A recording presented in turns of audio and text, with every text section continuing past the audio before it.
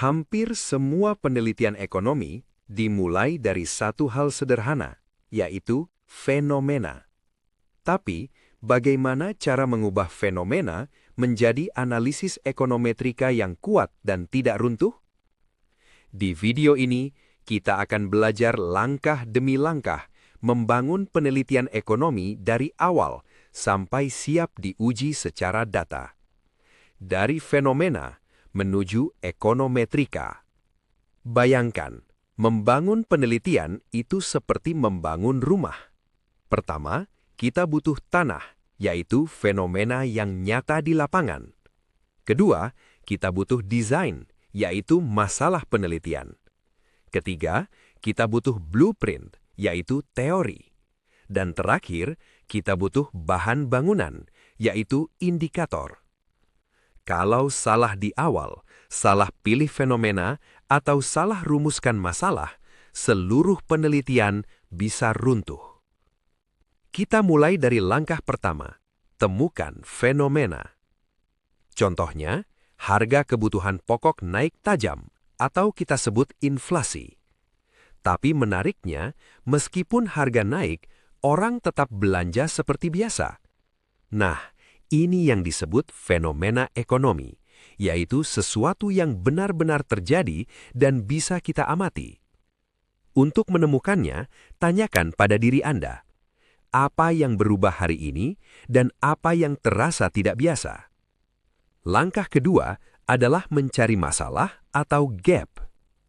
Secara teori, kalau harga naik, konsumsi harusnya turun. Tapi kenyataannya, konsumsi justru tetap stabil. Nah, disinilah muncul gap, yaitu kesenjangan antara teori dan kenyataan. Dari gap ini, kita rumuskan pertanyaan penelitian. Apakah inflasi berpengaruh terhadap konsumsi masyarakat? Langkah berikutnya, kita butuh teori sebagai payung. Pertama, grand theory, yaitu teori besar yang menaungi fenomena. Dalam kasus ini, kita gunakan teori konsumsi. Kedua, middle theory, yaitu teori yang lebih spesifik, yang menjelaskan hubungan antar variabel. Contohnya, teori daya beli. Logikanya sederhana. Jika harga naik, daya beli turun, maka konsumsi juga turun. Selanjutnya, kita masuk ke applied theory atau model praktis. Di tahap ini, teori tidak hanya dipahami, tapi diuji dengan data. Kita gunakan regresi linier sederhana untuk melihat apakah inflasi benar-benar mempengaruhi konsumsi. Hasilnya dirumuskan dalam model bahwa konsumsi adalah fungsi dari inflasi. Langkah berikutnya, tentukan variabel dan alat ukurnya. Variabel bebas atau X adalah inflasi.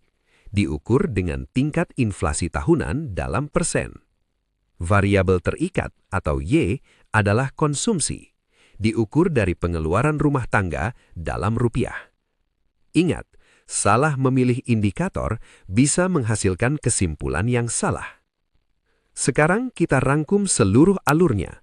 Mulai dari fenomena, lalu menjadi masalah, diperkuat dengan teori, diuji dengan model, dan diukur dengan variabel serta indikator.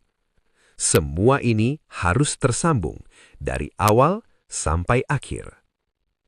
Framework ini bisa digunakan untuk berbagai kasus ekonomi. Contoh pertama, inflasi dan konsumsi.